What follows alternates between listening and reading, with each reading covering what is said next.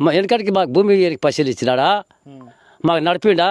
కన్నా కష్టాలు చేసి కన్నా ఉపాసం ఉండి ₹1,00,00,000 ఎకరా అంతా కూడా వెళ్ళాను. 10 ఏళ్ళ అప్పుడు ₹1,00,00,000 ఎకరా, 3 ఎకరాలకు 3 కోట్లు వస్తే హైదరాబాద్లో అన్నా, తాండూరులో అన్నా, మహబూబ్నగర్ అన్నా మంచి పొలాలు తీసుకొని 2 పుల్లలు ఇల్లు కట్టుకుంటే, బంగ్లా కట్టుకుంటే కింద 4 సీటర్ తీసి మంచిగా రాజాలేక బతుకుతుంటే.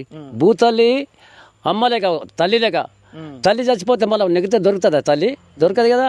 అందుకు మేము భూమిని అడిగితే చూపించు భూమి ఏమో అనుకున్న అటుకు బుట్టుకు చేసి నాటకాలు చేసి బూటారం చేసి ఇలా బెదిరించి భూమి అనాథం చూసుకున్నాడు అనుకున్నాడేమో ఆయన.